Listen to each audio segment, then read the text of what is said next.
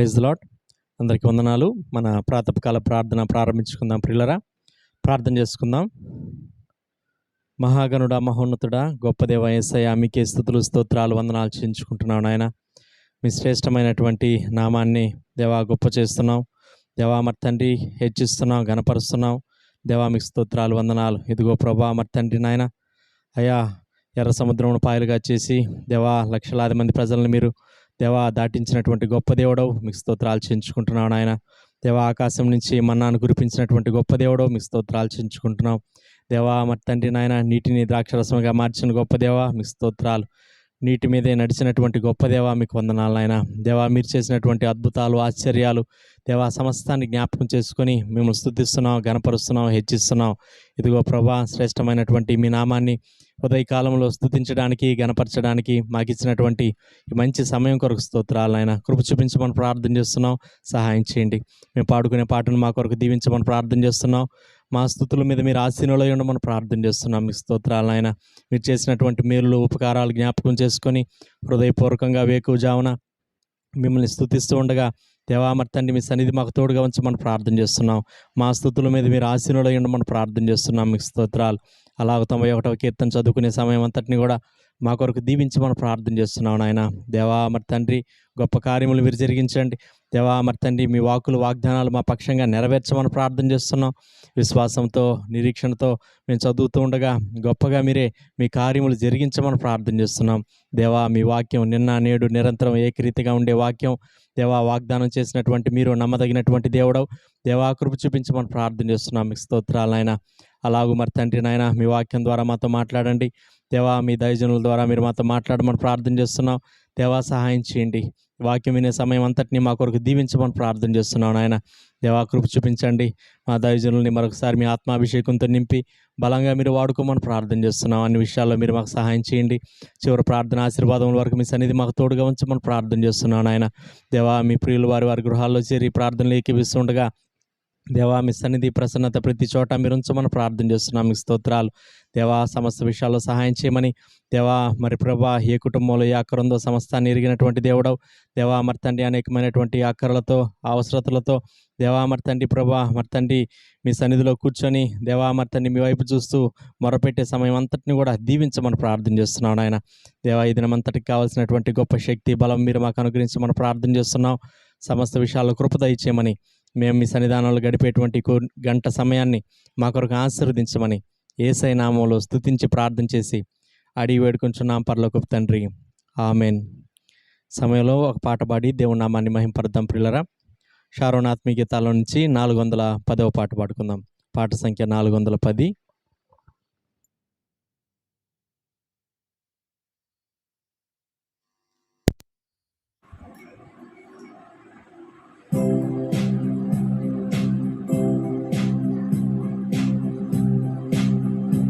యెహోవా నాకు వెలుగాయి, యెహోవా నాకు రక్షణయి, యెహోవా నాకు వెలుగాయి,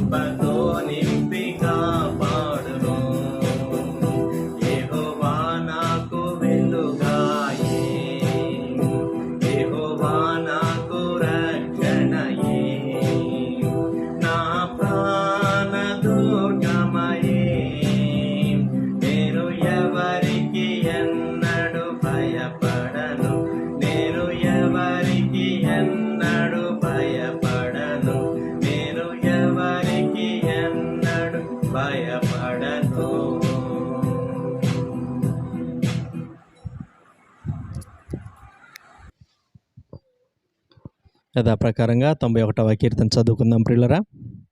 మహోన్నతిని చాటున నివసించువాడే సర్వశక్తి నీడను విశ్రమించువాడు. ఆయనే నాకు ఆశ్రయము, నా కోట, నేను నమ్ముకును నా దేవుడని నేను యెహోవాని గూర్చి చెప్పుచున్నాను. వేటకాని ఊరిలో నుండి ఆయన నిన్ను విడిపించును, నాశనకరమైన తెగులు రాకుండా నిన్ను రక్షించును. ఆయన తన రెక్కలతో నిన్ను కప్పును, ఆయన రెక్కల క్రింద నీకు ఆశ్రయం కలుగును. ఆయన సత్యము కేడెమును డాలునై ఉన్నది. రాత్రివేళ కలుగు భయమునకైనను, పగటి వేళ ఎగురు బాణమునకైనను, చీకటిలో సంచరించు తెగులునకైనను, మధ్యాహ్నమందు పాడు చేయు రోగమునకైనను నీవు భయపడుకుందువు. నీ ప్రక్కన 1000 మంది పడినను, నీ కుడి పక్కన 10,000 మంది కూలినను అపాయం నీ యొద్దకు రాదు. నీవు కన్నులారా చూచుచుండగా భక్తిహీనులకు ప్రతిఫలం కలుగును. యెహోవా, నీవే నా ఆశ్రయము అని నీవు మహోన్నతుడైన దేవుడు నీకు నివాసస్థలముగా చేసుకుని ఉన్నావు. నీకు అపాయమేమీ రాదు, ఏ తెగులును నీ గుడారము సమీపించదు. నీ మార్గములన్నిటిలో నిన్ను కాపాడుటకు ఆయన నిన్ను గూర్చి తన దూతలకు ఆజ్ఞాపించును. నీ పాదములకు రాయి తగలకుండా వారు నిన్ను తమ చేతుల మీద ఎత్తి పట్టుకుందురు. నీవు సింహములను, నాగుపాములను త్రొక్కెదవు, కొదమ సింహములను, భుజంగములను అణగద్రొక్కెదవు. అతడు నన్ను ప్రేమించున్నాడు గనుక నేను అతన్ని తప్పించెదను. అతడు నా నామం ఎరిగినవాడు గనుక నేను అతని గనపరచెదను. అతడు నాకు మొర్రపెట్టగా నేను అతనికి ఉత్తరమిచ్చెదను. శ్రమలో నేను అతనికి తోడై ఉండెదను. అతన్ని విడిపించి అతని గొప్ప చేసేదను. దీర్ఘాయు చేత అతన్ని తృప్తిపరచెదను. నా రక్షణ అతనికి చూపించెదను. ఆమేన్. సమయంలో మనం దేవుని వాక్యం విందాం ప్రియులారా. దైవజనులు ప్రభుదాసంకుల్ గారు వచ్చి మనకు దేవుని వాక్యాన్ని అందిస్తారు. ప్రియమైన వారలారా, ఈ సమయంలో కీర్తనల గ్రంథం 133వ కీర్తన చదువుతాను. సహోదరులు ఐక్యత కలిగి నివసించుట ఎంత మేలు, ఎంత మనోహరము. అది తల మీద పోయబడి అహరోను గడ్డ మీదుగా కారి అతని అంగీల అంచు వరకు దిగజారిన పరిమళ తైలం వలె ఉండును. సియోను కొండల మీదికి దిగువచ్చు హెర్మోను మంచు వలె ఉండును. ఆశీర్వాదమును శాశ్వత జీవమును అచ్చట ఉండవలనని యెహోవా సెలవిచ్చి ఉన్నాడు. దావీదు రచించినటువంటి కీర్తనలో ఐక్యతను గూర్చి, ఇది సంఘం యొక్క ఐక్యత అని మాత్రం అనుకుంటూ ఉంటారు కొందరు. ఇది కుటుంబం యొక్క ఐక్యత కూడా అని మనం జ్ఞాపకం ఉంచుకోవాలి. కుటుంబం యొక్క ఐక్యత. ఈ సమయంలో ఒక ప్రత్యేక సందేశాన్ని మనం వినబోతూ ఉన్నాం. ఈ మాసంలో 6వ తేదీ సాయంకాలం, అనగా ఆదివారం సాయంకాలం, మా మెరిగల కుటుంబాలకు సంబంధించినటువంటి మంత్లీ జూమ్ మీటింగ్లో మా 4వ చెల్లి శాంతి సుధాకర్ గారు తాను మాట్లాడినటువంటి సందేశం ఈ మాటల తర్వాత మరి లింక్ చేయబోతూ ఉన్నాం, జత చేయబోతూ ఉన్నాం.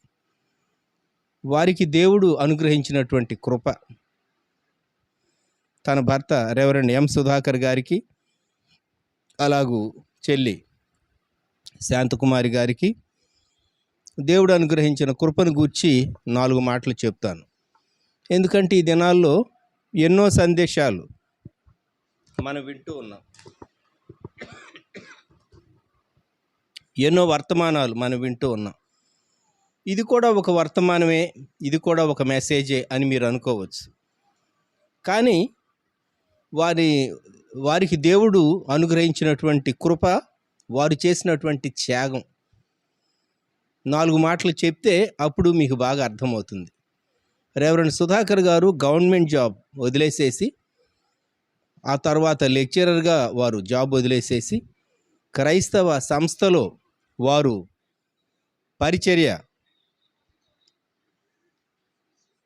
పరిచర్య చేస్తూ వచ్చారు.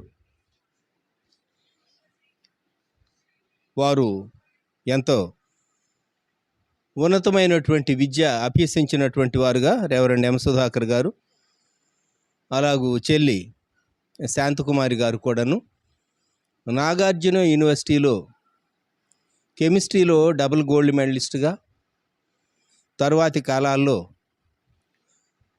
ఇంకా అనేక డిగ్రీలు వారు చేసి ఉన్నారు. యూనివర్సిటీ ఆఫ్ మెడ్రాస్లో, యూనివర్సిటీ ఆఫ్ మైసూర్లో సెక్యులర్ డిగ్రీస్ లేక థియలాజికల్ డిగ్రీస్. ఇక్కడే కాకుండా వారి ఇరువురు అమెరికాలో టాల్బోట్ థియలాజికల్ సెమినరీలో వారు వేదాంత విద్యను అభ్యసించిన వారుగాను, అమెరికాలో వారు కొన్ని సంవత్సరాలు ఉండి వారు అమెరికాలో కంటిన్యూ అయ్యి సేవా పరిచర్య చేసి స్థిరపడటానికి అవకాశం ఉన్న వారు ఇండియాకు తిరిగి వచ్చారు. వారి కుమారుడు అమెరికాలోనే జన్మించాడు. వారి కుమారుడు అమెరికన్ సిటిజన్ ఇప్పుడు. అయితే వారు మేము ఇండియాకు మా ప్రజలకు సేవ చేయాలి అనేటటువంటి ఆశతో వారు ఇండియాకు తిరిగి వచ్చారు. రెవరెండ్ సుధాకర్ గారు సయాక్స్ బెంగళూరు విజిటింగ్ ప్రొఫెసర్గా కూడా వారు గత కాలాల్లో వారు వెళ్ళి పరిచర్య చేస్తూ వచ్చారు. అలాగే clock tower centenary Baptist church English service కూడా వారు కొంతకాలం ఇన్ఛార్జ్ పాస్టర్గా ఉన్నారు. అలాగే చెల్లి శాంతకుమారి గారు, వారు ఒకప్పుడు తెనాలి జేఎంజే కాలేజీ డిగ్రీ లెక్చరర్గా వర్క్ చేశారు. భర్త మెడ్రాస్ షిఫ్ట్ అయినప్పుడు జాబ్ రిజైన్ చేశారు. కొంతకాలం మెడ్రాస్లో ఉన్న తర్వాత స్టేట్స్ వెళ్ళినప్పుడు యాడ్జెంట్ ప్రొఫెసర్గా వారు పార్ట్ టైం వర్క్ చేయడానికి కూడా దేవుడు అవకాశం ఇచ్చి వారు అలాగూ అమెరికాలో కంటిన్యూ అవడానికి వారికి అవకాశాలు డోర్స్ ఓపెన్ అయినాయి. కానీ వారు ఇండియాకే తిరిగి వచ్చారు. వారి విజన్ అనేక మందిని దేవుని వాక్య బోధ కొరకు తర్బీదు చేయాలని, వారి ఆశ, వారి ఉద్దేశానుసారంగా Hyderabad institute of theology and apologetics HITA అనేటటువంటి సంస్థను వారు స్థాపించి ఉద్యోగం చేస్తూ సేవ చేసేట ఆసక్తి కలిగినటువంటి వారికి, అలాగే కొందరు విద్యావంతులైనటువంటి గృహిణులకు, అలాగే సేవా పరిచర్యలో ఉన్నటువంటి వారికి వేదాంత విద్యా తర్బీదు అందించేటటువంటి సంస్థగా హిత గత 10 సంవత్సరాల నుండి హైదరాబాద్లో ఫంక్షన్ అవుతూ ఉన్నది. ఎప్పుడైనా హిత గ్రాడ్యుయేషన్ సెరమనీ కూడాను నేను ఒకరోజు మాట్లాడినప్పుడు ఎప్పుడైనా లింక్ చేస్తాను, కొన్ని నిమిషాలు మీరు వ్యూ చేయటానికి. గతంలో వారు ఇద్దరు రక్షణ టీవీలో మాట్లాడుతూ వచ్చారు. అసలైన ప్రశ్న సిసలైన జవాబులో సుధాకర్ మొండితోక గారు, రెవరెండ్ సుధాకర్ మొండితోక గారు చాలామందికి పరిచయం. అలాగే చెల్లి ధన్య అనేటటువంటి ఆ ప్రోగ్రాం ద్వారా తాను మాట్లాడుతూ వచ్చారు. మీలో కొందరికి వారు తెలిసి ఉండొచ్చు, కొందరికి తెలియకపోవచ్చు. మా సిస్టర్స్లో తాను 4వ సిస్టర్. శాంతకుమారి గారు 7 గోల్డ్ మెడల్స్ విద్యాపరంగాను థియలాజికల్ పరంగాను అనేక డిగ్రీలు కలిగినటువంటి చెల్లి. ఆ చెల్లిని బట్టి మేమెంతో మా కుటుంబీకులం దేవుని స్తుతిస్తూ ఉంటాం. అంతకు మునుపు తన మెసేజెస్ నేను కోవిడ్ వచ్చినప్పుడు ఏప్రిల్ మాసంలో హైదరాబాద్లో ఉన్నప్పుడు నా సెల్లోకి నేను డౌన్లోడ్ చేసుకున్నాను. కానీ కొంచెం ఆ మెసేజెస్ పెట్టాలి అంటే అవి రక్షణ ఛానల్లో రిలీజ్ అయినవి కాబట్టి నేను తటపటాయించాను. ఈ మెసేజ్ ఎందుకు ధైర్యంగా పెడుతూ ఉన్నానంటే ఇది మా ఫ్యామిలీ జూమ్ మీటింగ్లో మేము పార్టిసిపేట్ చేసింది కనుక అందుకే 133వ కీర్తన నేను చదివింది. కొన్ని స్టేట్మెంట్స్ మా కుటుంబీకులకు సంబంధించినవి మాత్రం ఒమిట్ చేసి మిగిలినటువంటి మెసేజ్ మీకు అందించడానికి మేము ప్రయత్నం చేసాం. మేలు పొందినటువంటి వారు మీ రిఫ్లెక్షన్స్, మీ కామెంట్స్ నా సెల్కు మీరు పంపించవచ్చు. ఇది చాలా ప్రత్యేకమైన సందేశం. మేమందరం చాలా టచ్ అయ్యాం. అందువలన ఈ దినం ఈ ప్రత్యేకమైనటువంటి సందేశాన్ని వినండి, మేలు పొందండి. ప్రభు మిమ్ములను దీవించునుగాక. ఆమెన్.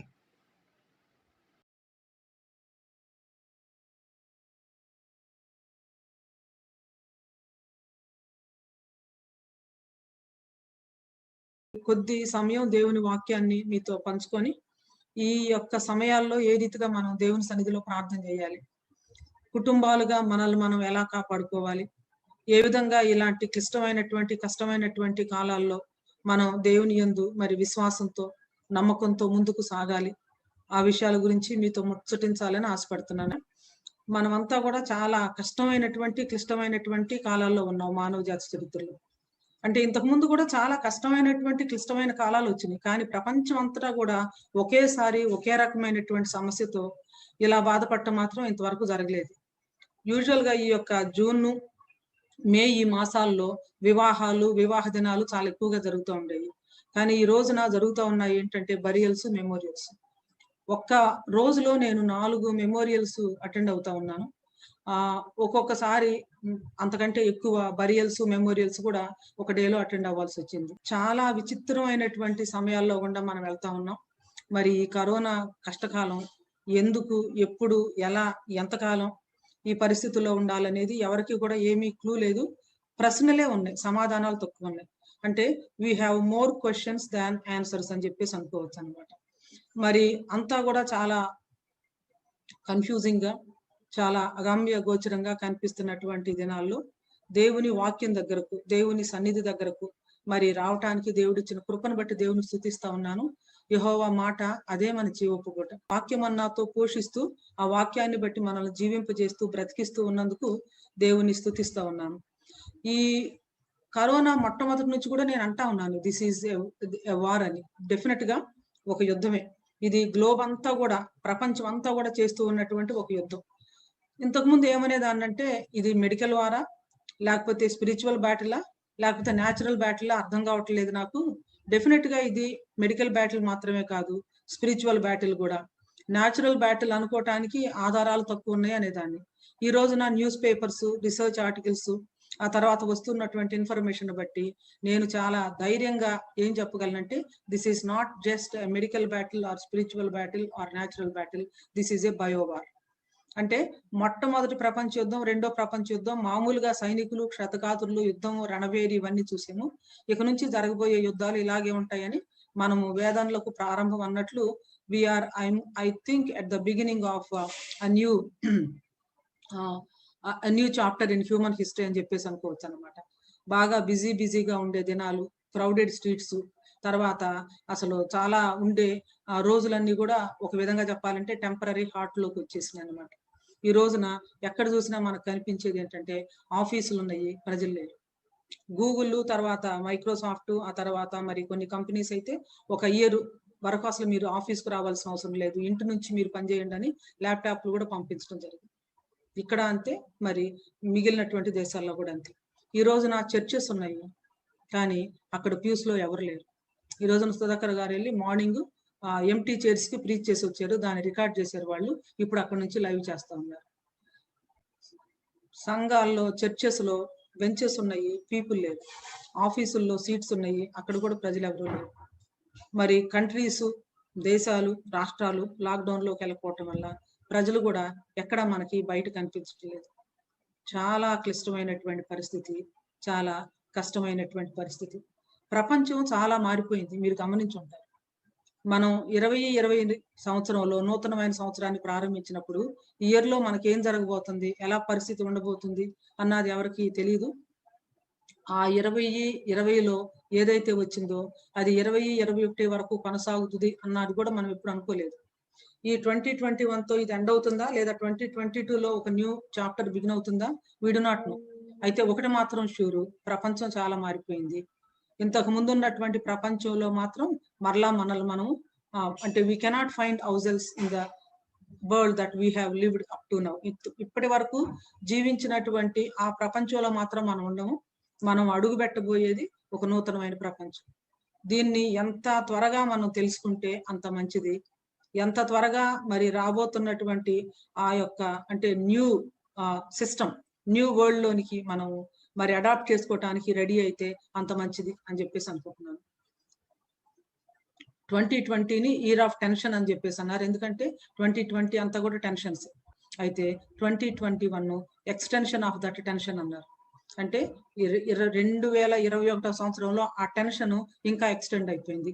2022 మనకు తెలీదు, సింహాసనం మీద ఆసీనుడై ఉన్నటువంటి ప్రభువుకి తెలుసు. కరోనా సెకండ్ వేవ్ వచ్చిన తర్వాత చాలా భయంకరమైనటువంటి మార్పులు వచ్చినాయి. మన కుటుంబాల్లో ఎక్కువ మంది ఎఫెక్ట్ అయ్యింది సెకండ్ వేవ్ లోనే. కానీ దేవుని యొక్క విశేషమైన కృప వల్ల మరి దేవుడు అందరినీ సజీవులుగా ఉంచారు. ప్రపంచంలో చాలా మంది చాలా క్వార్టర్స్ నుంచి, మరి ముఖ్యంగా ఈ సెకండ్ వేవ్ లో చాలా ఎక్కువ ఎఫెక్ట్ అయినటువంటి వాళ్ళు ఎవరంటే దైవ సేవకులు. మరి థర్డ్ వేవ్ రాబోతా ఉంది అని చెప్పేసి అంటా ఉన్నారు. సైంటిఫిక్ గాను, తర్వాత మ్యాథమెటికల్ గా క్యాలిక్యులేషన్స్ చేసి ఎక్స్పర్ట్ సైంటిస్ట్ కూడా చెప్తా ఉన్నది ఏంటంటే థర్డ్ వేవ్ అక్టోబర్ కి పీక్ కి వెళ్ళొచ్చు. అక్టోబర్, నవంబర్, డిసెంబర్ వరకు కూడా ఉండొచ్చు. ఈ థర్డ్ వేవ్ లో చిన్న పిల్లలు చాలా ఎఫెక్ట్ అవుతారు. కాబట్టి చిన్న పిల్లలకు ఆక్సిజన్ బెడ్స్, ఐసీయూస్ లో ఇవన్నీ కూడా చేయాలని చెప్పేసి ఆల్రెడీ గవర్నమెంట్స్ మరి వేస్తూ ఉన్నటువంటి ప్రణాళికలు ఇవన్నీ చూస్తున్నప్పుడు వెల్ దిస్ ఈజ్ రియాలిటీ. మనం ఒక పతనమైపోయినటువంటి లోకంలో ఉన్నాం. ఒక ఫాలెన్ వరల్డ్ లో మనం జీవిస్తున్నాము. Anything can happen at any time. దానికి మనం సిద్ధంగా ఉండి తీరాల్సింది.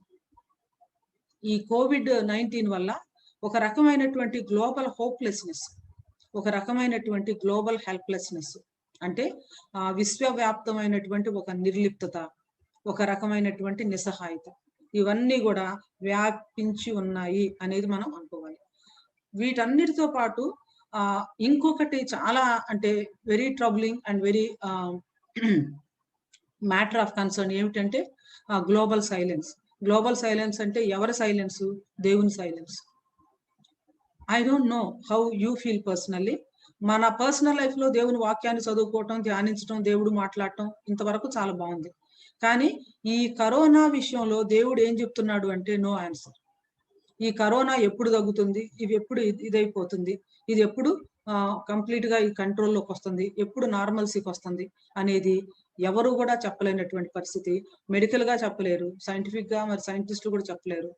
మరి ప్రాఫిట్స్ గా మరి చాలా మంది గత సంవత్సరాలుగా మరి ప్రాఫెసీస్ చెప్తూ ఉన్నటువంటి వాళ్ళు, గ్లోబల్ గాను దేశాల గురించి చెప్తున్న వాళ్ళు కూడా I don't think anybody has given any sensible explanation of the pandemic that we are going through. మనం వెళ్తూ ఉన్నటువంటి పాండమిక్ గురించినటువంటి ఒక సెన్సిబుల్ ఎక్స్ప్లెనేషన్ కానీ, ఒక థియాలజైజింగ్ కానీ, దీని గురించినటువంటి ఒక సరైనటువంటి వివరణ కానీ, ఒక పర్స్పెక్టివ్ కానీ ఎవరికి దొరకటం లేదని నేను అనుకుంటా ఉన్నాను. ఇంతవరకు అయితే నేను వినలేదు మరి అలాంటి. కరోనాని తొక్కేస్తున్నామన్నారు, కరోనాని ఏమంటారు, కరోనా మీద కన్నెర్ర చేసామని చెప్పేసి అన్నారు. అలాంటి వాళ్ళు మరి చనిపోవటం జరిగిందన్నమాట. సో ఏది ఏమైనా ఇండియా ఇంకొకసారి లాక్డౌన్ లోకి వెళ్ళిపోయింది. ఇలాంటి పరిస్థితి మనకి వస్తుంది దేశంలో అని ఎవరు అనుకోలేదు. ఢిల్లీలో ఒక జర్నలిస్టు, మీకు ఢిల్లీలో బిట్టు రాజధాని నగరంలో ఉంది, మీకు ప్రజలు ఎక్కడ కనిపిస్తా ఉన్నారంటే ఆక్సిజన్ కోసం సిలిండర్లు పట్టుకొని క్యూలో నిలబడతా ఉన్నారు. ఎప్పుడైనా మనం ఆలోచించామా ఆక్సిజన్ కొనుక్కోవలసి వస్తుందని? ఆక్సిజన్ కోసం లైన్ లో నిలబడతామని ఎప్పుడన్నా ఊహించామా? ఆక్సిజన్ ట్రైన్స్ మరి వేరే రాష్ట్రాల నుంచి మరి తెప్పించడం జరిగింది తెలంగాణకి. ఎందుకంటే హాస్పిటల్స్ లో ఆక్సిజన్ లేకపోవటం. గుంటూరు, తిరుపతి మరి అలాంటి ప్రదేశాల్లో ఆక్సిజన్ లేకపోవటం వల్ల చాలా మంది ప్రాణాలు విడవటం జరిగింది. ఆక్సిజన్ కోసం కూడా ఈ విధంగా సఫర్ అయ్యే దినాలు మన మధ్యకు వచ్చినాయి అంటే ఎలాంటి లోకంలో మనం జీవిస్తా ఉన్నాము అన్నటువంటి ఒక బాధ నా హృదయంలో కలిగింది. సో ఆక్సిజన్ సిలిండర్స్ కోసం అక్కడ లైన్ గట్టైనా నిలబడతా ఉన్నారు ప్రజలు. లేకపోతే అంబులెన్సుల్లో ప్రియులైనటువంటి వాళ్ళని పెట్టుకొని అడ్మిషన్ కోసం ఎదురు చూస్తూ గంటలు ఉన్నారు. మరి సెకండ్ వేవ్ చాలా ఉధృతంగా ఉన్నప్పుడు బాంబే, పూనా అలాంటి చోట్ల 12 గంటలు కూడా హాస్పిటల్ బయట వాళ్ళు వెయిట్ చేసినటువంటి దాఖలాలు ఉన్నాయి, హాస్పిటల్ అడ్మిషన్ దొరక. ఇక అక్కడ ఉండి ఇంత వెయిటింగ్ ఎందుకు, ఏపీ కన్నా వెళ్ళిపోతే మనకు అక్కడ హాస్పిటల్కి అడ్మిషన్ అన్న దొరుకుతుంది కదా అని. ఏపీ అంటే తెలంగాణకి. మరి చాలా మంది హైదరాబాద్ వచ్చి హాస్పిటల్స్ లో అడ్మిట్ అయినటువంటి సందర్భాలు కూడా ఉన్నాయి అన్నమాట. ఉంటే ఆక్సిజన్ సిలిండర్స్ పట్టుకొని అక్కడన్నా ఉంటున్నారు, లేకపోతే అంబులెన్సుల్లో ఇక్కడన్నా ఉంటున్నారు. మూడోది చాలా రష్ సెకండ్ వేవ్ లో ఎక్కడుందో తెలుసా? ఇక్కడ ఉంది, సామూహికమైనటువంటి దహనాలు. అసలు అంటే ఇండియన్ హిస్టరీలోనే ఈ విధమైనటువంటి పరిస్థితి మరి మన తరంలో లేదా ఈ కమింగ్ అంటే ఈ 100-200 ఇయర్స్ లో ఒకవేళ జరగలేదేమో ఈ విధమైనటువంటి పరిస్థితి. మార్చురీస్ దగ్గర లేకపోతే శ్మశాన వాటికల దగ్గర మరి లైన్స్, అంటే ఇక్కడ బాడీస్ లైన్ అప్ అయి ఉండటం, ఎదురు చూస్తూ ఉండటం బరియల్ కోసం లేకపోతే క్రీమేషన్ కోసం. ఇంకొకటి ఏంటంటే ఆశ్చర్యంగా బెంగళూరులో ఒక శ్మశాన వాటిక ముందు హౌస్ఫుల్ అని బోర్డు పెట్టారు. అంటే ఇక్కడ అన్ని కూడా అంబులెన్సులు బాడీస్ తో వెయిట్ చేస్తా ఉంటే లోపలికి ఎంటర్ అవడానికి కూడా వీల్లేదు, ఎందుకంటే ఇక్కడ హౌస్ఫుల్ అయిపోయింది, మీరు ఇంకా వేరేది ఏదైనా చూసుకోండి అని చెప్పేసి. We never expected this kind of things will happen in our lifetime and in our country. మరి కొంతమంది దహించడానికి కూడా వీలు లేనటువంటి వాళ్ళు, అంత రిసోర్సెస్ కూడా లేని వాళ్ళు ఏం చేస్తా ఉన్నారంటే గంగా నదిలో పడేస్తున్నారు. అక్కడ నుంచి బాడీస్ కొట్టుకుని వస్తున్నాయని ఈ మధ్య చాలా పెద్ద ఇష్యూ అయింది న్యూస్ పేపర్స్.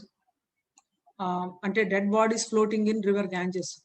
ఈ షాక్ లో నుంచి బయటకు రాక మునిపే మళ్ళా ఇంకొక మహమ్మారి లాగా, మరి దీన్ని పాండమిక్ అనలేదు కానీ, గ్లోబల్ పాండమిక్ అనలేదు కానీ, this is also has become an infectious ఇదనమాట. బ్లాక్ ఫంగస్, మ్యూకోర్మైకోసిస్ జనాల్ని మరి గడగడలాడించడమే కాకుండా ప్రజల యొక్క గుండెల్లో చాలా అధైర్యాన్ని తీసుకొచ్చేదిగా ఉందన్నమాట.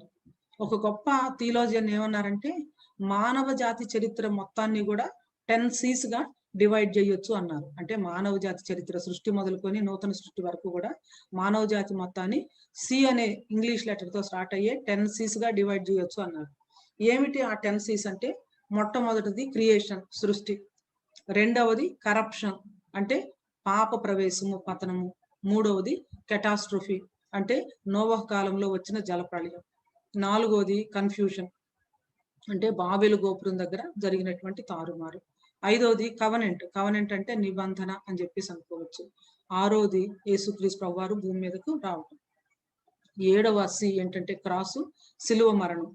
ఎనిమిదవది యేసుక్రీస్తు ప్రభు గాయాల్లో నుంచి వచ్చినటువంటి సంఘం. తొమ్మిదవది కన్సమేషన్, అంటే యేసుక్రీస్తు ప్రభు యొక్క ప్రత్యక్షత లేదా రెండవ రాకడ. పదవది ఏమిటంటే న్యూ క్రియేషన్, నూతనమైనటువంటి సృష్టి. సో సృష్టితో మొదలయ్యి నూతనమైనటువంటి సృష్టితో ఎండ్ అవుతుంది. అయితే నాకు అనిపిస్తుంది, ఈ చర్చ్ మరియు కన్సమేషన్, సంఘయుగంలో ఉన్నటువంటి మనకి ఈ రెండవ రాకడికి మధ్యలో ఈ యొక్క ఏజ్ ఆఫ్ ద చర్చ్ లో ఇంకొక పెద్ద సి వచ్చి చేరిందని అనిపిస్తా ఉంది. అంటే గ్లోబల్ ఇంపాక్ట్ ఉన్నటువంటి ఇంకొక సి ఏంటంటే that is also corona. So corona వచ్చి అంటే వరల్డ్ ని పూర్తిగా మార్చడం మాత్రమే కాకుండా ఆల్ టుగెదర్ ఒక డిఫరెంట్ కైండ్ ఆఫ్ ఇదిలోనికి తీసుకొని వెళ్ళటం జరిగింది. నేను అనుకున్నాను అసలు 1 year ఎంత ఫాస్ట్ గా అయిపోయింది. అంటే లాస్ట్ ఇయర్ మరి మార్చిలో లాక్డౌన్స్ మొదలైనవి. మార్చి, ఏప్రిల్, మే 1 year అయిపోయింది. ఇంకొక 3 months కూడా అయిపోయింది. ఆ పరిస్థితుల్లో మాత్రం పెద్ద ఏమీ మార్పు లేదు. ఈ ఇయర్ అంతా కూడా it has become just year of corona అన్నమాట. ఈ కరోనాతో పాటు చాలా సిస్టమ్స్ అన్ని కూడా కూలిపోతా ఉన్నాయి. అంటే చాలా సిస్టమ్స్ ని ఇది కదిలించి వేస్తుంది.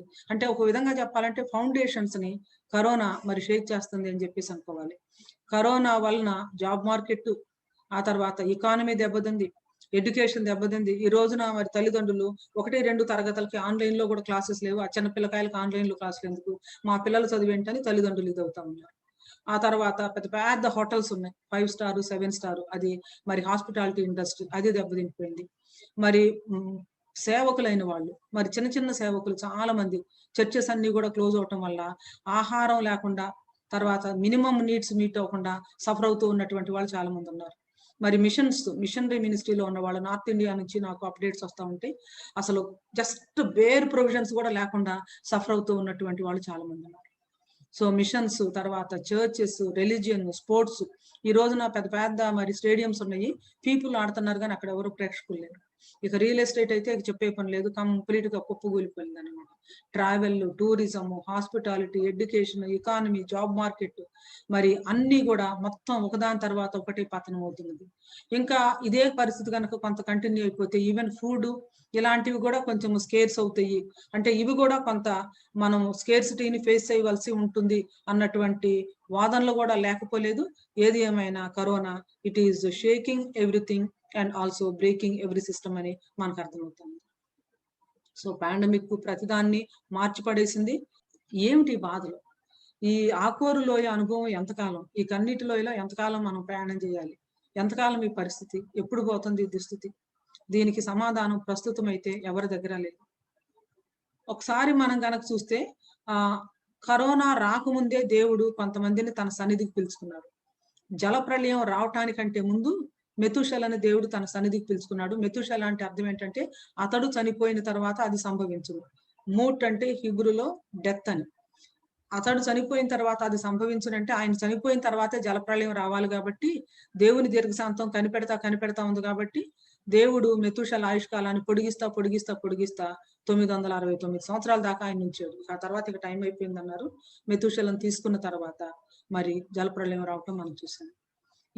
ఈ కరోనా సీజన్ లో కూడా ఎవరైనా ప్రభు సన్నిధికి వెళ్ళినా కరోనా వల్ల వాళ్ళు వెళ్ళటలేదు, దేవుని టైం వచ్చింది కాబట్టి వాళ్ళు వెళ్తా ఉన్నారు. అది నేను చాలా గట్టిగా నమ్ముతాను. ఎందుకంటే ఈ కరోనా సీజన్ లో ఇంచుమించు 1254 54 నాకు తెలిసి పాస్టర్స్ ఫెలోషిప్ నుంచి వచ్చినటువంటిది. 1254 పాస్టర్స్ చనిపోయారు. ఒక పాస్టర్ గారు అడిగారు నన్ను, అమ్మగారు ఇంతమంది సేవకులు చనిపోయారు కదా, దీని గురించి అసలు మీరేమంటారు? ఇది దేవుని చిత్తమేనా? ఎంతో చక్కగా జరుగుతున్నటువంటి పరిచర్య ఆగిపోయింది కదా, మీరేమంటారు దీని గురించి చెప్పండి అని చెప్పేసి. నేను ఒక్కటే చెప్పాను, వాళ్ళ పరిచర్య చక్కగా ముగించుకున్నారు. దేవుడు వాళ్ళకి ఇచ్చిన సమయము అయిపోయింది. కాబట్టి దేవుడు తన సన్నిధికి ఎంతో చక్కగా ఆహ్వానించారు. ఆ ఎవరు కూడా చనిపోవటం అనేది దేవుడు నిర్ణయించాడు. ఇప్పుడు ఒక ప్రోడక్ట్ ని మనం కొంటున్నప్పుడు date of manufacture, date of expiry అనేది ఉంటుంది. ఒక చిన్న ప్రోడక్ట్ కే date of manufacture, date of expiry ఉంటే మన జీవితానికి మనం ఎప్పుడు మన యొక్క జీవితం ఇదవ్వాలనేది దేవుడు నిర్ణయించలేదా? నియమించబడిన దినాల్లో ఒక్కటైనో కాకమునిపే అవన్నీ కూడా నీ గ్రంథంలో లిఖింపబడి ఉన్నవి అని దేవుని వాక్యంలో ఉంది. నేను ఏమని చెప్పానంటే, తప్పనిసరిగా దేవుడు వారికి ఇచ్చినటువంటి జీవిత దినాలు ముగిసినవి, వారి యొక్క పరిచర్య కూడా ముగిసింది. కాబట్టి దేవుడు వారిని తన సన్నిధికి ఆహ్వానించారు. మరి మధ్య మధ్యలో వెళ్ళిపోయినట్లుగా ఉంది కదా, చాలా తక్కువ టైం వాళ్ళు జీవించినట్లు ఉంది కదా అంటే, ఎంతకాలం జీవించాం అనేది ఇంపార్టెంట్ కాదు, ఎలాంటి క్వాలిటీ జీవితం జీవించారు అనేది ఇంపార్టెంట్.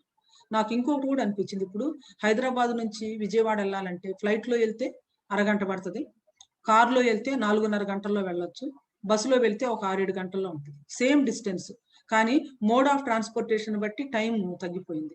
కొంతమంది మరి ఫర్ సమ్ రీజన్ వాళ్ళ జీవితంలో దేవుడు వారికి ఏర్పరిచినటువంటి పని త్వరగా ముగించుకోవటానికి దేవుడు కృప చూపించాడు. త్వరగా ముగించుకోవటానికి దేవుడు కృప చూపించి ఆయన కార్యాలు జరిగించుకున్న తర్వాత వారిని సంతోషంతో ఆహ్వానించి తీసుకెళ్లారని చెప్పేసి నేను అనుకుంటా ఉన్నాను. ఎందుకంటే జలప్రళయం రావటానికి మునుపు దేవుడు ఏం చేశాడంటే, హనోకును మరి అర్ధాంతరంగానే మధ్యలోని, అంటే 300 సంవత్సరాలే, ఆయన 360 సంవత్సరాలు కదా, 65 సంవత్సరాలకు పిల్లలు పుట్టడం జరిగింది. 300 సంవత్సరాలు దేవునితో నడిచాడు. అప్పుడు అందరూ 900 అట్లా బ్రతుకుతా ఉన్నప్పుడు 300 సంవత్సరాలకి ఇక హనోకు అక్కడ కనిపించలేదు. హనోకుని దేవుడు తీసుకుని వెళ్ళిపోయారు. నేను అనుకుంటాను, మానవ జాతి చరిత్రలో మనము చిట్ట చివరి ఘట్టాలు లేదా అంకాల్లోనికి వస్తా ఉన్నాం కాబట్టి మేబీ మరి తన యొక్క సన్నిధికి తన సేవకులను ఆహ్వానించడం ద్వారా దేవుడు God is reminding us something. నేను అనుకుంటాను, పాత నిబంధనలో సంఘం ఉంది అంటే అది హనోకే. పాత నిబంధనలో హనోకు యొక్క మరి ఆ మరణం చూడకుండా కొనుక్కోబట్టం అనేది ర్యాప్చర్ ని ఒక ప్రీఫిగర్ చేస్తా ఉందేమో. Maybe God is definitely showing us something by inviting the servants of God to his presence అని. అయితే 2 విషయాల్లో దేవుడు నన్ను ఆదరించింది ఏంటంటే, వాళ్ళు మరి ఇలా చనిపోతున్నప్పుడు ప్రాపర్ బరియల్స్ లేకపోవటము, ప్రాపర్ సమాధి లేకపోవటము, వీటన్నిటిని కూడా పేదలాజరు విషయాన్ని ఒకసారి గుర్తు చేసి దేవదూతలతో ఏ విధంగా కొనిపోబడ్డాడో, దేవుడు గవర్నమెంట్ లాంఛనాలతో ఎలా మరి గొప్ప బరియల్స్ చేస్తారో అట్లా చాలా గొప్ప లాంఛనాలతో మరి దేవుడు వారిని తన సన్నిధికి ప్రభువే వచ్చి ఆహ్వానించి తీసుకెళ్లారేమో అనుకుంటున్నాను. మరి అంతేకాకుండా వాళ్ళ బరియల్స్ ని మనం అటెండ్ చేస్తున్నాము, చేయలేదని అనుకుంటున్నాం. కానీ మోషే గొప్ప సేవకుడు. అసలు వాగ్దాన దేశంలోనికి ప్రజలను నడిపించిందే మోషే. మరి ఆ మోషే సమాధి మరి ఎక్కడ అంటే వాగ్దాన దేశంలో లేదు. అబ్రహాము, ఇసాకు, యాకోబు, లేయ, తర్వాత రాహేలు, వీళ్ళందరి సమాధులు ఉన్నాయి, కానీ మోషే సమాధి లేదు. మోషే సమాధి ఎక్కడుందంటే మోయాబు ప్లేన్ లో ఎక్కడో మరి దేవదూతలు ఆయన బరీ చేశారని మనం యోధా పత్రికలో మిఖాయేలు దేవదూత మోషే శరీరం గురించి వాదించినప్పుడు అని ఉంటుంది అనమాట. We will only know his burial was attended by angels. కాబట్టి ఈ సమయంలో జరిగే మరణాల్లో గాని బరియల్స్ లో గాని దేవుడు ఒక ప్రత్యేకమైనటువంటి గ్రేస్, ఒక ప్రత్యేకమైనటువంటి కృప, ఒక ప్రత్యేకమైనటువంటి గ్లోరీ మరి అనుగ్రహిస్తున్నారని చెప్పేసి నేను నమ్ముతా ఉన్నాను. అవి అర్థం చేసుకున్న తర్వాత హృదయంలో ఉన్నటువంటి కొంత దుఃఖము తీరటం కూడా జరిగిందనమాట. అంతేకాకుండా ఈ టైంలో ఎన్ని బరియల్స్ అటెండ్ అవుతా ఉన్నా, ఒక్కొక్క అటెండ్ అయ్యే బరియలు నా హృదయంలో చాలా పట్టుదలను పెంచుతుంది. పట్టుదలనే కాదు కానీ ఒక రకమైనటువంటి స్ట్రాంగ్ డిటర్మినేషన్ తీసుకొస్తుంది. మీకు స్టూడెంట్స్ తెలుసు, శక్తి నిత్యత్వ నియమం అంటారు. అంటే ఒక రూపంలో ఉన్నటువంటి శక్తి మరొక రూపంలోనికి మారుతుంది. శక్తి యొక్క టోటల్ సమ్ ఒకటే ఉంటుంది అని చెప్పేసి. సో ఇవన్నీ చూస్తా ఉన్నప్పుడు ఈ దుఃఖం గాని, ఈ వేదన గాని, ఈ బాధను గాని నేను ఒక పాజిటివ్ వేలో దాన్ని మలుచుకొని ఇంకా పట్టుదలతో, ఇంకా బలంగా, ఇంకా గొప్పగా దేవుడిచ్చినటువంటి పని నా మట్టుకు నేను కూడా ముగించాలి. అలాగే ఈ టైంలో నాకు చాలా ప్రియమైనటువంటి వాళ్ళు కొంతమంది దేవుని సన్నిధికి వెళ్తా ఉన్నప్పుడు డెఫినెట్ గా వారి పని అయిపోయింది, వారి యాత్ర వాళ్ళు ముగించుకున్నారు, చక్కగా ముగించుకున్నారు. నేను కూడా అలాగే చక్కగా ముగించుకొని దేవుడు నాకు ఇచ్చినటువంటి పరిచర్యను మంచిగా జరిగించి ఆయన సన్నిధిలో నిలబడటానికి on the day of reckoning faithful అని దేవునితో నేను దేవుని సన్నిధిలో నేను నిలబడినప్పుడు I really want to hear this from my lord. So ఇది చాలా సార్లు చెప్పాను, నేను మరలా చెప్తున్నాను. వాళ్ళు ఎందుకు వెళ్ళిపోయారు అనేది ప్రశ్న కాదు, కానీ మనం ఎందుకు ఇంకా సజీవులంగా ఉన్నాము, ఈ జీవితాన్ని ప్రభు కోసం ఎలా జీవించాలి అనేది మనందరం కూడా ఆలోచించాల్సినటువంటి విషయం అన్నమాట. క్రైస్తవులంగా మనందరికీ మనలో ఎవరు మన కోసమే బ్రతకడు, మనలో ఎవరు మన కోసమే చనిపోడు. మనం బ్రతికినా ప్రభు కోసం బ్రతుకుతాము, చనిపోయినా ప్రభు కోసం చనిపోతాము. కాబట్టి మనం బ్రతికినా చనిపోయినా ప్రభు వారమై ఉన్నాం. కాబట్టి వెళ్ళిపోయినటువంటి వాళ్ళు ప్రభువుకు చెందిన వాళ్ళు, వాళ్ళు ప్రభు కోసమే చనిపోయారు. బ్రతికినటువంటి మనము ఎందుకు బ్రతుకుతున్నామంటే ప్రభు కోసమే బ్రతుకుతున్నాం. కాబట్టి వెళ్ళిపోయిన వాళ్ళు, బ్రతికి ఉన్నటువంటి మనము అందరం కూడా ప్రభు వారమై ఉన్నాం. కాబట్టి ప్రభు పనిలో మనం ముందుకు సాగాం. సో ఈ మిగిలినటువంటి సమయంలో, ఇలాంటి సమయాల్లో ఎలా ప్రార్థన చేయాలి, ఏమని ప్రార్థన చేయాలి, ఈ విషయాల గురించి 2 మాటలు మీతో చెప్పాలని ఆశపడతా ఉన్నాను. ఈ కరోనా సీజన్ లో దేవుడు చాలా విస్తారమైనటువంటి పని ఇచ్చారు. ఒకవైపు చాలా మీటింగ్లు, చాలా ప్లేసెస్ నుంచి మాట్లాడమని అడుగుతారు. ప్రతి అవకాశాన్ని ఉపయోగించుకొని మాట్లాడటానికి దేవుడు అవకాశం ఇస్తా ఉన్నారు. తర్వాత ఐసియూస్ లో ఉన్న వాళ్ళ అటెండెన్స్ ఒక్కొక్కసారి 3 గంటలప్పుడు, ఒక్కొక్కసారి 4 గంటలప్పుడు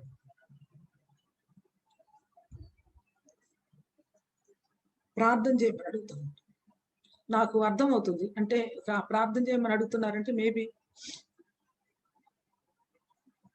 ఇంకా కొంతసేపటికి వాళ్ళు దేవుని సన్నిధికి వెళ్ళిపోయే టైం వచ్చిందని. నా స్నేహితురాలు ఒక అమ్మాయి 3 కుటుంబ సభ్యుల్ని పోగొట్టుకొని బరీ చేసే దిక్కు కూడా లేక శ్మశాన వాటికలో వాళ్ళని కాల్చివేసి ఆ బూడిద తీసుకొని అక్కడ బరీ చేయొచ్చని గుంటూరు వెళ్తే వాళ్ళ చెల్లి హస్బెండ్ ఇద్దరు కూడా హాస్పిటల్లో అడ్మిట్ అయ్యి ఆక్సిజన్ అందక, ఆ టైంలో ఆక్సిజన్ కొరత ఉండటం వల్ల బాగా సఫర్ అవుతూ భయంకరంగా ఇదవుతా ఉంది. వాళ్ళ అక్క, నా క్లాస్మేట్, ఆమె ఫోన్ చేసి శాంతి ప్రేయర్ చేయవ చెల్లి కోసం అని చెప్పేసి భయంకరంగా ఏడుస్తూ ఉంది.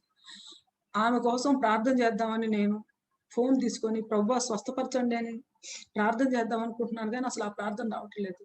ఎవరో నోటి మీద చేయబెట్టి ఆపేసినట్లు అనిపించింది. దేవా, ఈ బిడ్డను నీకు విశ్రాంతి దయచేసి నీ యొక్క హృదయానికి దగ్గరగా తీసుకొని, ఏం చేసానో తెలియదు, మొత్తం మీద ప్రార్థన చేశాను. ఆ తర్వాత కొంతసేపటికి మా ఫ్రెండ్ అంది, ఇలాంటి ప్రార్థన ఎవరైనా చేస్తే బాగుండని నాకు అనిపించింది శాంతి, ఎందుకంటే నాకు అర్థమవుతుంది చెల్లి ఇంకా కొన్ని గంటల కంటే ఉండదని. నువ్వు ప్రార్థన చేసిన తర్వాత పీస్ఫుల్ గా అమ్మాయి అంతకుముందు వరకు బాగా ఇదవుతున్నది, ఇదైపోయి తర్వాత ప్రభు దగ్గరికి వెళ్ళిపోయిందని చెప్పింది. అంటే ఇక లాస్ట్ అవర్స్ లో, లాస్ట్ మినిట్స్ లో ఉన్నటువంటి వాళ్ళతో మాట్లాడటం కానీ, ఫోన్ చేయటం కానీ, వాళ్ళ కోసం ప్రేయర్ చేయటం కానీ, వాళ్ళతో ఉన్నటువంటి అటెండెంట్స్ ని మరి వాళ్ళని కంఫర్ట్ చేయటం కానీ, it is not an easy thing. ఒక థియాలజీ అంటే టీచర్ గా డెత్ గురించి నేను టీచ్ చేస్తాను, కానీ ఈ రోజున డెత్ తో సఫర్ అవుతూ ఇక మరణానికి లోనైపోయినటువంటి వాళ్ళతో మాట్లాడటం కానీ, వాళ్ళని కంఫర్ట్ చేయటం కానీ ప్రాక్టికల్ గా ఇప్పుడు చేస్తా ఉన్నాను అన్నమాట. ఈ పరిస్థితుల గురించి ఆలోచిస్తున్నప్పుడు ప్రార్థన ఎలా చేయాలి, ఇలాంటి క్లిష్టమైన పరిస్థితుల్లో ఎలా ప్రార్థన చేయాలి, అసలు హాస్పిటల్స్ లో అడ్మిట్ అవుతున్నారు, ప్రార్థన చేయమని చెప్తున్నారు, ప్రార్థన చేస్తున్నాము, కన్నీరు గారుస్తున్నాము, చాలా విజ్ఞాపన చేస్తున్నాము, కానీ చాలా మంది బ్రతకటం లేదు. ఇవన్నీ కూడా నేను బాగా స్ట్రగుల్ అవుతూ ఉన్నటువంటి ప్రశ్నలు అన్నమాట. ఈ విషయాల గురించి ఆలోచిస్తూ ప్రార్థన చేస్తున్నప్పుడు నా యొక్క డైలీ పోర్షన్ లో నుంచి రోమీలకు రాసిన పత్రిక 8వ అధ్యాయము 26, 27 వచనాల్లో దేవుడు 3 అద్భుతమైనటువంటి విషయాలు నేను గ్రహించడానికి నాకు సహాయం చేశారు. వాటి గురించి మీతో చెప్పాలనుకుంటున్నాను. అటువలే ఆత్మయు మన బలహీనతను చూచి సహాయం చేయుచున్నాడు. ఏలయనగా మనము యుక్తముగా ఎలాగూ ప్రార్థన చేయవలెనో మనకు తెలియదు, కానీ ఉచ్చరింప శక్యము కాని మూలుగులతో ఆత్మ తానే మన పక్షమున విజ్ఞాపన చేయుచున్నాడు. 27 కూడా. మరియు హృదయములను పరిశోధించువాడు ఆత్మ యొక్క మనస్సు ఏదో ఎరుగును. ఏలయనగా ఆయన దేవుని చిత్త ప్రకారము పరిశుద్ధుల కొరకు విజ్ఞాపనము చేయుచున్నాడు. Ministry of the Holi spirit God. అంటే నేను అనుకుంటాను ఈ పర్టికులర్ టైంలో మనందరికీ అవసరమైంది ఏంటంటే పరిశుద్ధాత్మ దేవుని పరిచర్య. పాత నిబంధన కాలంలో దేవుడు తన ప్రజల పక్షాన ఉన్నారు.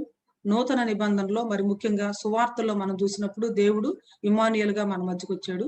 ఈ సంఘ కాలంలో ఆయన మనలో ఉన్నాడు, మనతో ఉన్నాడు, మన పక్షాన ఉన్నాడు, మనలో ఉన్నాడు.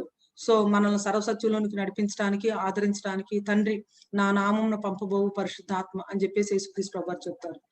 ఏలయనగా మనం యుక్తముగా ఎలాగూ ప్రార్థన చేయవలనో మనకు తెలియదు గాని ఉచ్చరింప శక్యంగాని మూలుగులతో ఆ ఆత్మ తానే మన పక్షమున విజ్ఞాపనము చేయుచున్నాడు.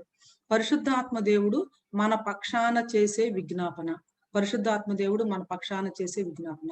యాక్చువల్ గా ఈ భాగాన్ని కనుక మనం చూస్తే 3 రకాలైనటువంటి మూలుగులు కనిపిస్తాయి. అంటే 2 గ్రోనింగ్స్ ఏమిటంటే మొట్టమొదట 22వ వచనంలో రోమా 8:22లో సృష్టి యావత్తు ఇది వరకు ఏకగ్రీవంగా మూలుగుచు ప్రసవ వేదన పడుతున్నదని ఎరుగుదుము. సృష్టి కూడా మూలుగుతా ఉంది. మూలగటమే కాదు, ప్రసవ వేదన పడతా ఉంది. ఎందుకంటే వ్యర్థపరచబడింది సృష్టి. దేవుని కుమారులు పొందబోయే ఆ స్వాతంత్రం కోసం, ఆ ప్రత్యక్షత కోసం ఎదురు చూస్తూ entire creation is really wounded and it is also groaning.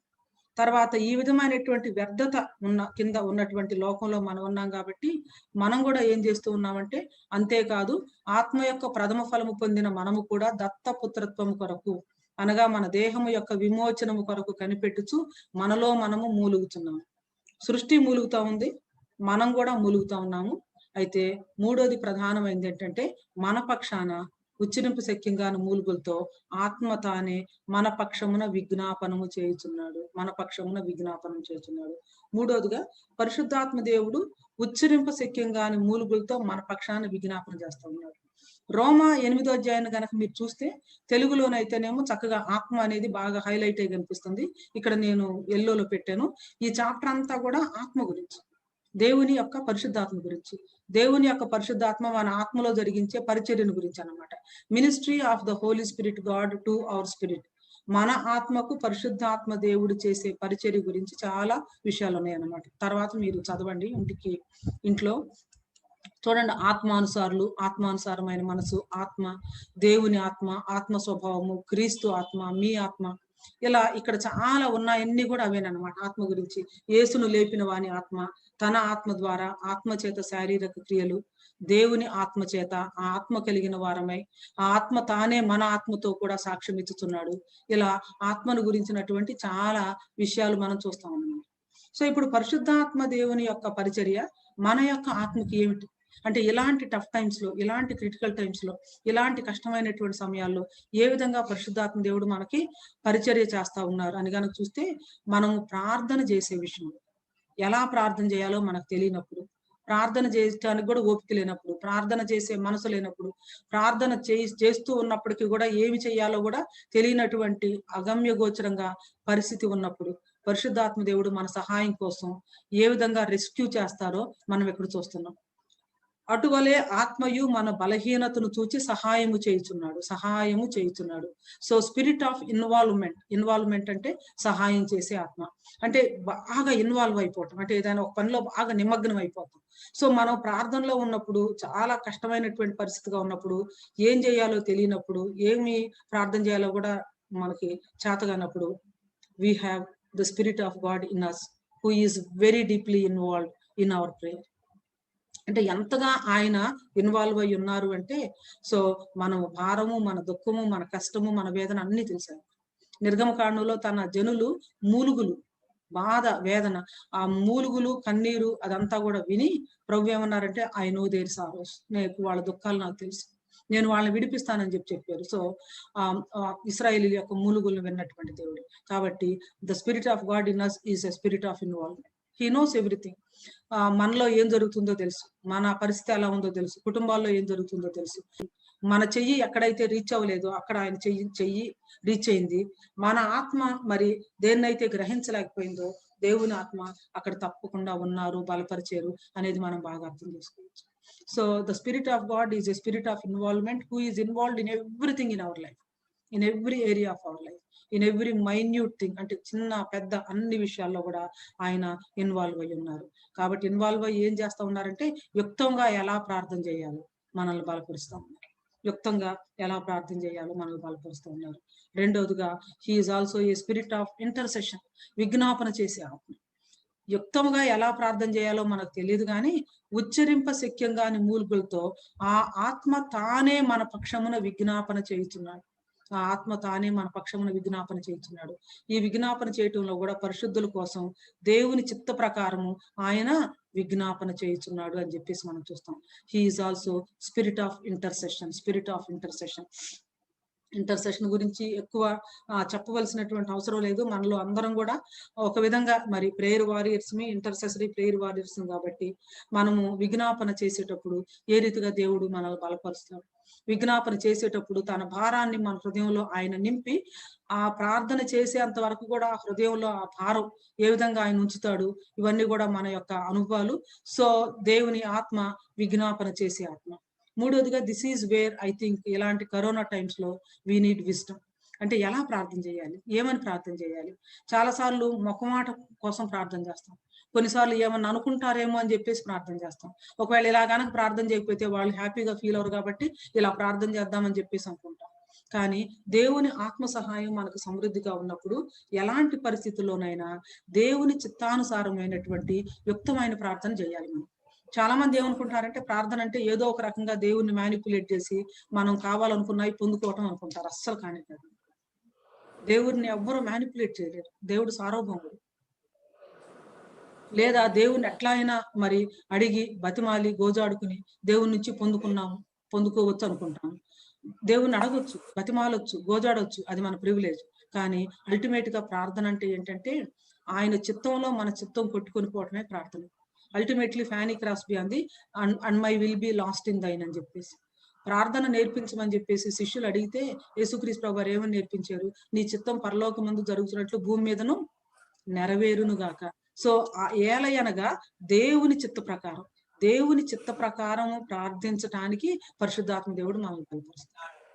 చాలా సార్లు యుక్తంగా ఎలా ప్రార్థన చేయాలో మనకు తెలియదు, కానీ అన్ని పరిశోధించేవాడు, ఎరిగినటువంటి వాడు. He is spirit of intelligence కాబట్టి ఆయన జ్ఞానానికి సమస్తము తెలుసు కాబట్టి ఆయన జ్ఞానము మరి దేని మరుగు చేయలేదు కాబట్టి ఆయనకు అన్ని తెలుసు. RTF ది ఒక లైవ్ షో జరిగింది. దానిలో ఒక ప్రశ్న వేశారు నన్ను.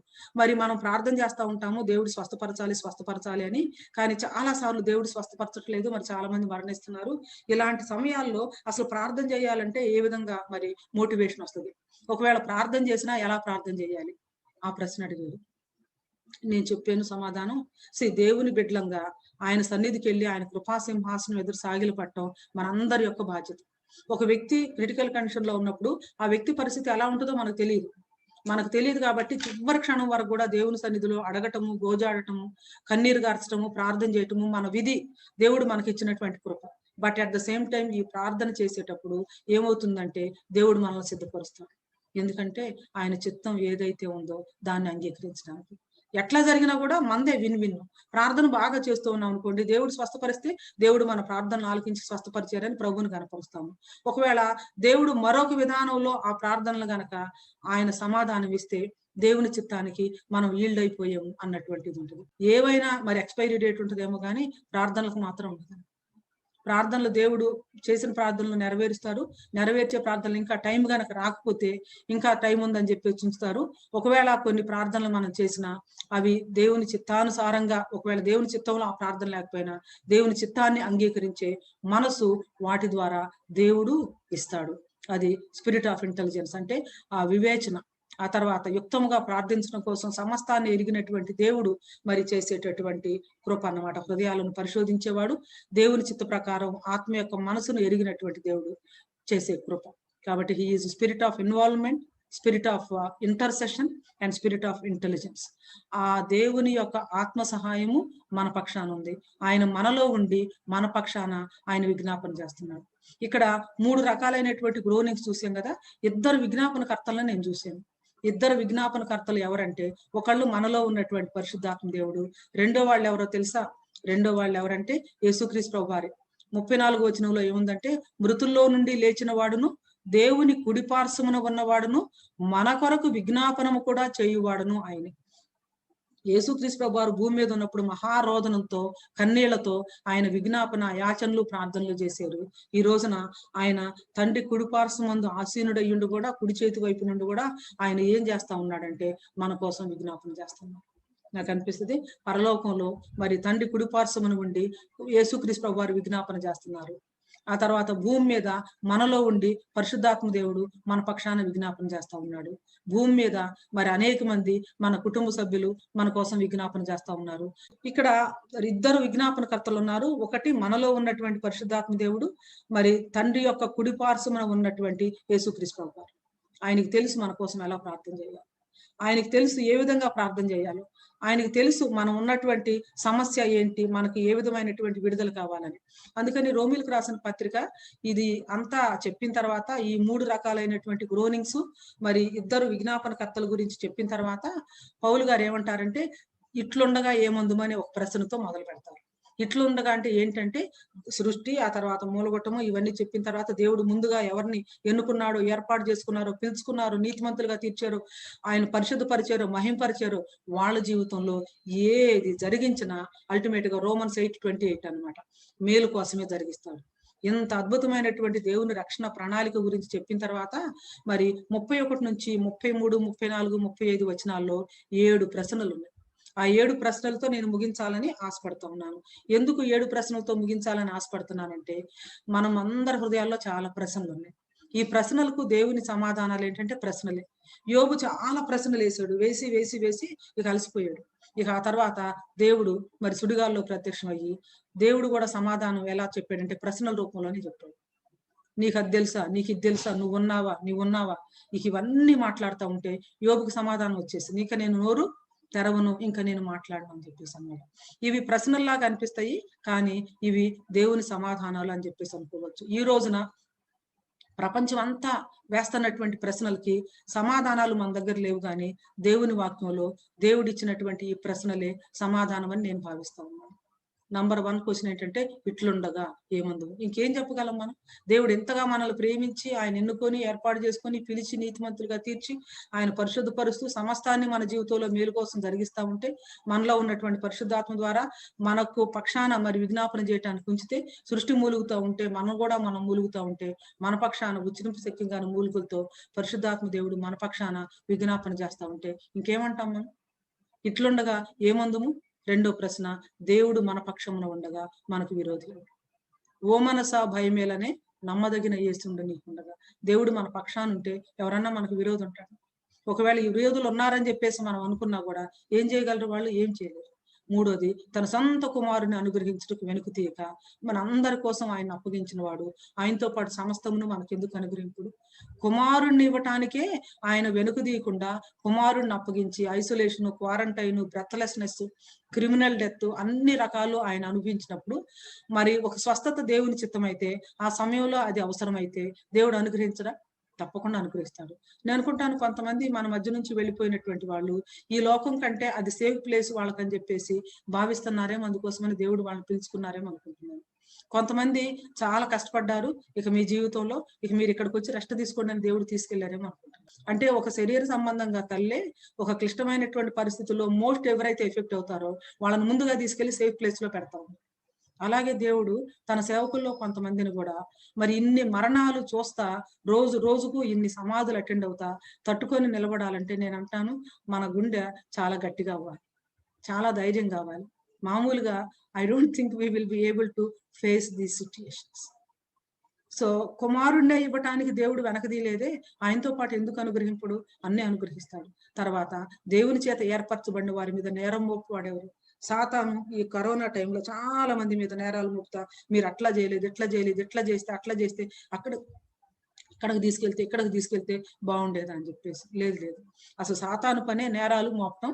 కాబట్టి ఆ గిల్ట్ కాన్షియస్ డెవలప్ చేసి నేను చేయాల్సినంత చేయలేకపోయాను, నేను ఇట్లా చేస్తే బాగుండేది, అట్లా చేస్తే బాగుండేది అని చెప్పేసి చాలా మంది సఫర్ అవుతూ ఉంటారు.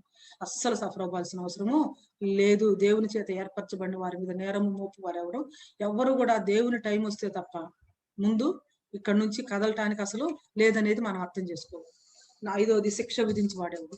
దేవుడు శిక్ష విధించుడు, క్రీస్తు యేసునందున్న వారికి ఏ శిక్ష విధి లేదు. కానీ మనం మాత్రం చాలా సార్లు సెల్ఫ్ ఏమంటాము మనకు మనమే ఒక గిల్ట్ కాన్షియస్ డెవలప్ చేసుకొని ఇది అవుతా ఉంటాం అన్నమాట. అది కూడా మనం ఆ గిల్ట్ ట్రాప్ లో కూడా పడకూడదు.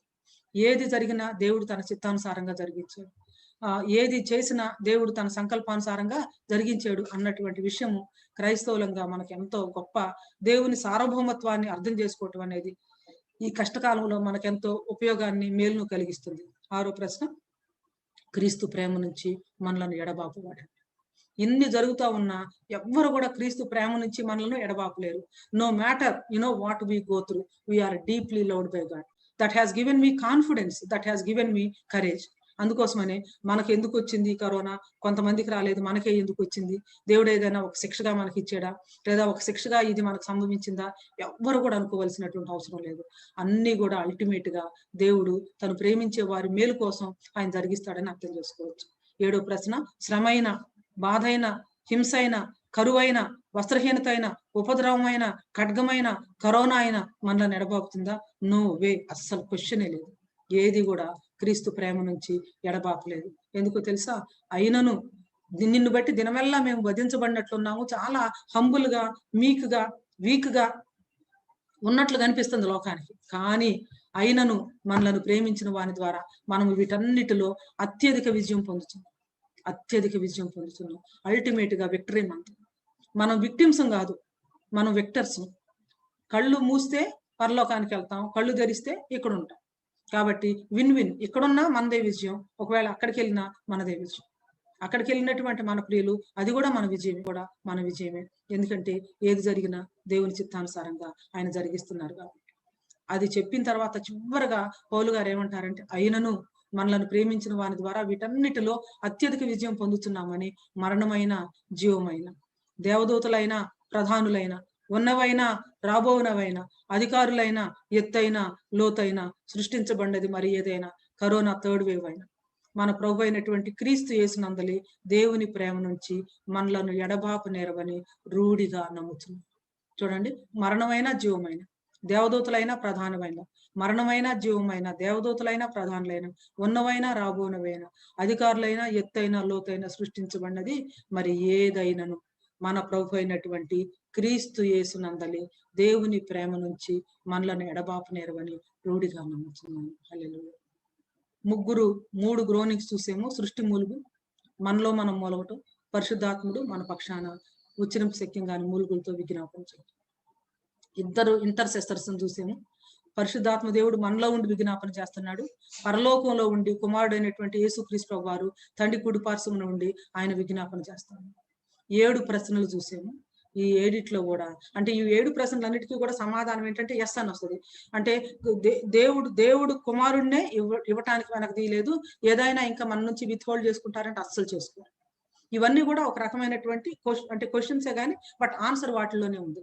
ఏది కూడా ఎడబాప నేరదు. నాకేం చేత కాదు అనుకున్నావా అంటాం మనం. అంటే అర్థం ఏంటో నాకు చేత అవుతుంది అని అన్నమాట. అలాంటి క్వశ్చన్స్ అన్నమాట. మన ప్రభు అయినటువంటి యేసుక్రీస్తు నందలి దేవుని ప్రేమ నుంచి ఎడబాపు నేరవని రూఢిగా నమ్ముతున్నాం. శ్రమ అనేది మనల్ని దేవుని సార్వభౌమత్వంతో ముఖాముఖిగా బేటాబేటీగా తీసుకొస్తుంది. అంటే it will bring you face to face with the sovereignty of God. దేవుని సార్వభౌమత్వంతో ముఖాముఖి భేటీలోనికి మనం ఎప్పుడు వస్తామంటే మన సఫరింగ్ లోని. సో ఈ సఫరింగ్ అర్థం కానప్పుడు, ఎందుకు ఇది వస్తుంది ఏంటి అనేది అర్థం కానప్పుడు ఏమిటి అంటే, సార్వభౌమత్వం అనేది ఒక పిల్లో లాగా, ఒక తలగడ దిండులాగా దాని మీద తలబెట్టుకొని రెస్ట్ అవటానికి మనల్ని హెల్ప్ చేస్తుంది. రోజంతా అయిపోయిన తర్వాత తలగడ సరి చేసుకునేటప్పుడు నాకు దేవునితో చెప్తాను, దేవా ఏది చేసినా నీవే న్యాయవంతుడు నాయన, ఏది జరిగినా కూడా మీరే మంచి ప్రభా, మేము కాదు. Whatever you do, you are right, you are good, you are sovereign, నీకు మాత్రమే అధికారం ఉంది. తల వంచి నీ యొక్క అధికారానికి మేము నమస్కారం చేయటం తప్ప చేయగలిగింది ఏమి లేదు. అలాంటి క్లిష్టమైనటువంటి సమయాల్లో దేవుని సార్వభౌమత్వం అనే దిండు మీద తలవాల్చి మనం ఆయన చిత్తానికి తలవగ్గటం తప్ప ఇంకా మనం ఏం చేస్తామని చెప్పి పెట్టి, అందుకోసమనే ఆయన కృపా సింహాసనాన్ని సమీపించేటప్పుడు ఆయన పాదాల మీద పడి, ఆ పాదాల దగ్గర ఉన్నటువంటి సార్వభౌమత్వం అనే తలగడి దిండి మీద మన తలబెట్టి కుడి చేతి వైపు చేయి చాపితే ఎవరున్నారో తెలుసా? కుడి చేతి వైపు కుమారుడైన యేసుక్రీస్తు వారు పరలోకంలో ఉన్నారు. ఎడం చేతి వైపు ఎవరున్నారో తెలుసా? త్రిత్వ దేవుని గనక మనం చూస్తే తండ్రి అయిన దేవుడు, కుమారుడైన యేసుక్రీస్తు ప్రభువారు, పరిశుద్ధాత్మ దేవుడు అక్కడ ఉన్నారు. అంత మాత్రమే కాదు, మన ఆత్మలో ఆయన ఆత్మగా ఉండి ఆయన చిత్తానుసారమైనటువంటి ప్రార్థన ఈ దినాల్లో మరి చేస్తూ అనేకులను దీవించడానికి దేవుడు సహాయం చేయాలని ప్రార్థన చేస్తాం. చివరగా నేను ఈ టైంలో ఎందుకు ఇంత బిజీగా ఉండాల్సి వచ్చింది అంటే, చాలా మంది జీవితాల్లో ఇన్వాల్వ్ అవటం, చాలా కాల్స్, చాలా మీటింగ్స్, చాలా టాక్స్, వీటితో పాటు కొన్ని అనూహ్యమైనటువంటి అవిశ్వాసుల మధ్య చాలా చక్కని పరిచర్య అంటే ఈ కరోనా సీజన్ లో చేయటానికి, మరి ముఖ్యంగా మన గ్రామానికి సంబంధించినటువంటి వాళ్ళకి చేయటానికి దేవుడు కృప చూపిస్తా ఉన్నారు. ఇది దేవుడు ఇచ్చినటువంటి అద్భుతమైనటువంటి అవకాశం అని నేను భావిస్తా ఉన్నాను. సో వాటన్నిటిని బట్టి నేను దేవుని స్తుతిస్తూ దేవుని ఆరాధిస్తా ఉన్నాను. ఈ కరోనా అంతా అయిపోయిన తర్వాత గొప్ప ఉద్యమం వస్తుందని నేను గట్టిగా నమ్ముతున్నాను. ఆ ఉద్యమంలో మనందరం బలంగా దేవుని ద్వారా వాడబడాలంటే ఈ కరోనా కష్టకాలంలో మనము చాలా జాగ్రత్తగా ఉండాలి. నేను అనుకున్నాను, ఈ యొక్క కష్టకాలంలో నా ప్రజల యొక్క కష్టంలో నేను పాలు పంచుకోకపోతే, ఈ యొక్క ప్రజల యొక్క వేదనలో నేను పాలు పంచుకోకపోతే ఏ ముఖం పెట్టుకొని కరోనా సీజన్ అయిపోయిన తర్వాత నేను దేవుని వాక్యాన్ని చెప్పాలి?